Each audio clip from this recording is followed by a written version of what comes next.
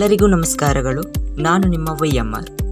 ನಿಮಗೆಲ್ಲರಿಗೂ ಗೊತ್ತಿರುವ ಹಾಗೆ ಸೋಷಿಯಲ್ ಮೀಡಿಯಾದಲ್ಲಿ ವೈರಲ್ ಆಗ್ತಿರುವ ತಾಹಿರ್ ಇಕ್ಬಾಲ್ ಇವರ ಮಾತು ಈ ರೀತಿಯಾಗಿದೆ. ಇವರು ಪಾಕಿಸ್ತಾನದ ಸಂಸದ, ಅಲ್ಲಿನ ಸಂಸತ್ನಲ್ಲಿಯೇ ಕಣ್ಣೀರು ಹಾಕಿದ್ದಾರೆ. ದಯವಿಟ್ಟು ನಮ್ಮನ್ನು ಭಾರತದ ದಾಳಿಯಿಂದ ಕಾಪಾಡಿ, ಸದ್ಯಕ್ಕಂತೂ ದೇವರು ಮಾತ್ರ ಕಾಪಾಡಲು ಸಾಧ್ಯ ಎನ್ನುವ ರೀತಿಯಲ್ಲಿ ಮಾತನಾಡಿದ್ದಾರೆ. ಅಲ್ಲಿಗೆ ಬಹಳ ಸ್ಪಷ್ಟವಾಗಿ ಗೊತ್ತಾಗುತ್ತಿದೆ, ಭಾರತದ ದಾಳಿಯಿಂದ ಪಾಕಿಸ್ತಾನ ಬೆಚ್ಚಿ ಬಿದ್ದಿದೆ. ಪಾಕಿಸ್ತಾನದ ಪರಿಸ್ಥಿತಿ ಅಲ್ಲೋಲ ಕಲ್ಲೋಲ ಕೂಡ ಆಗಿದೆ.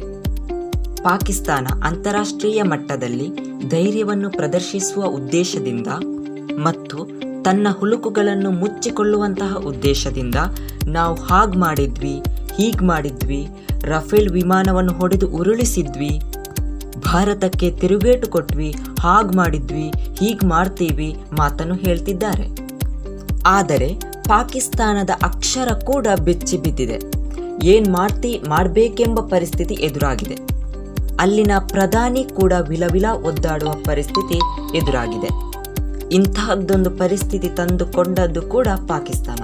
ಯಾಕೆಂದರೆ ಉಗ್ರರನ್ನು ಸಾಕಿ ಸಲುಹಿ ಬೆಳೆಸಿ ಮುದ್ದಾಡಿ ಕೊನೆಗೂ ಭಾರತದ ವಿರುದ್ಧ ಚೂ ಬಿಟ್ಟ ಕಾರಣ ಅಥವಾ ಭಾರತದ ನೆಮ್ಮದಿಯನ್ನು ಹಾಳು ಮಾಡಿದಂತಹ ಕಾರಣಕ್ಕಾಗಿ ಇಂತಹದ್ದೊಂದು ಪರಿಸ್ಥಿತಿ ಬಂದಿದೆ.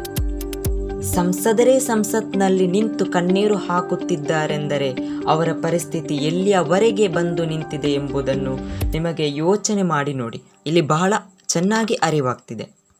ಈಗ ಪಾಕಿಸ್ತಾನ ಏನೇ ಹೇಳ್ತಿರಬಹುದು, ಆದರೆ ಅಲ್ಲಿ ಪ್ರತಿಯೊಬ್ಬರಿಗೂ ಕೂಡ ಈಗ ಆತಂಕ ಶುರುವಾಗಿದೆ.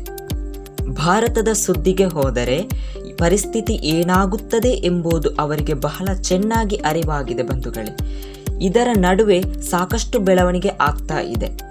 ಮುಂದೆ ಇದರ ವಿವರಗಳನ್ನು ಗಮನಿಸುತ್ತಾ ಹೋಗೋಣ.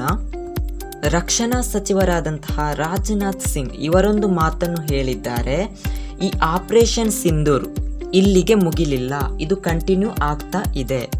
ಪಾಕಿಸ್ತಾನ ನಮ್ಮ ಮೇಲೆ ದಾಳಿ ಮಾಡಿದ್ರೆ ನಾವು ತಿರುಗೇಟು ಕೊಡ್ತೀವಿ, ಯಾವ ಕಾರಣಕ್ಕೂ ಸುಮ್ಮನೆ ಇರುವುದಿಲ್ಲ ಎಂದು ಹೇಳಿ ಬಹಳ ಸ್ಪಷ್ಟವಾಗಿ ಹೇಳಿದರು. ಇದೀಗ ರಾಜನಾಥ್ ಸಿಂಗ್ ಹೇಳಿದ ರೀತಿಯಲ್ಲಿ ಆಪರೇಷನ್ ಸಿಂಧೂರ್ ಪಾರ್ಟ್ 2 ಬಹಳ ಸ್ಪಷ್ಟವಾಗಿ ಆರಂಭ ಆದಂತಹ ರೀತಿಯಲ್ಲಿ ಕಾಣಿಸುತ್ತಿದೆ. ಹೆಚ್ಚಿನ ಮಾಹಿತಿಗಾಗಿ ನಮ್ಮ ಚಾನೆಲನ್ನು ಸಬ್ಸ್ಕ್ರೈಬ್ ಮಾಡಿ. ನಿಮಗೇನು ಅನಿಸುತ್ತದೆ ಎಂಬುದನ್ನು ಕಮೆಂಟ್ ಬಾಕ್ಸ್ನಲ್ಲಿ ಮೆನ್ಷನ್ ಮಾಡಿ. ವಿಡಿಯೋ ನೋಡಿದ್ದಕ್ಕಾಗಿ ಧನ್ಯವಾದಗಳು.